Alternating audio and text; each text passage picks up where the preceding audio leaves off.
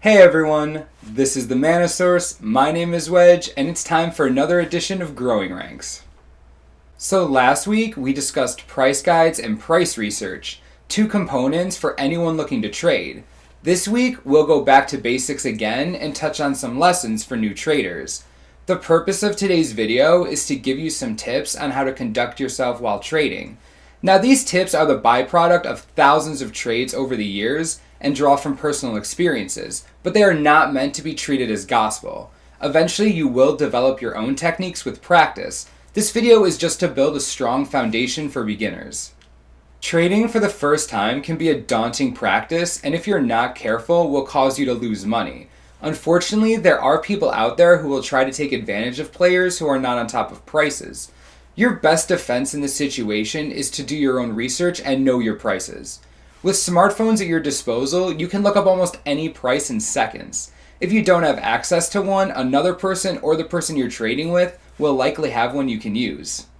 One good practice is to check prices even if the person you traded with is already doing so. This way there won't be a discrepancy with prices if both of you can verify the same guide or source. Many new traders don't take the time to check prices and fall prey to those trying to rip off vulnerable players. Even if you own a smartphone, it is in your best interest to research prices anyway. This way, if a card spikes in price and the guide doesn't reflect that change, you'll be prepared. As a new trader, don't be afraid to take a risk or two. Some players will handcuff themselves from a deal because they're afraid to take risks. A trader shouldn't put himself in a position where he loses money, but also shouldn't be completely risk averse. Every trader will lose on a trade at some point in time, but you lose out on every trade you don't make. In time, you'll know when to take a risk, and the gain will mitigate any previous losses.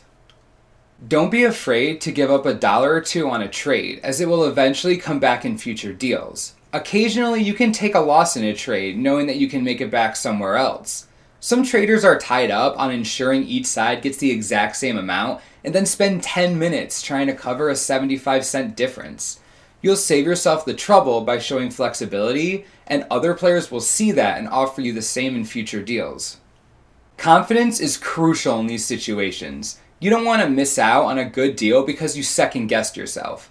I've witnessed plenty of trades fall through because one party was unwilling to part with certain cards. The best solution is to carry only what you're willing to give up, but preferences change all the time. What may be in your trade binder one week could be in your deck the next week. One of the biggest hurdles to jump in Magic is attachment. Players are unwilling to get rid of excess cards they don't use in fear of needing them in the future. Once you realize what you actually need, trading becomes effortless. Another quality that works in tandem with confidence is simply the ability to say no. There is no law stating that you have to trade with every person you talk to. Sometimes traders will try to force a deal to happen when it simply isn't there, and waste additional time trying to make it work. Also, this puts you in a position to take a deal that you don't want, and that may lead to a loss if someone is trying to rip you off. Don't be afraid to turn down a deal if you feel like nothing can be done that benefits both parties, as you're never obligated to make a trade, regardless of the situation. Lastly, be polite. Trading is basically another form of networking, and good trading practices will ensure future trades with one person and even lead to new friends. Unfortunately, not everyone will extend the same kindness to you, but you can avoid those people if necessary. Displaying your reliability and politeness to the community will endear yourself to your playgroup and can only benefit you in the future. In time, people will make an effort to find and trade with you. If you feel that you made a mistake in a trade, make the effort to correct it. Mistakes happen all the time, and the right thing to do is correct them as soon as possible, or at least offer to fix it in the future. If people find out that you are actively ripping others off in trades, they will avoid you at any cost, and your ability to move cards will be severely limited. With these tips in mind, you are well on your way to trading at your local store. Subscribe below to see future videos where we discuss different trading techniques in more depth.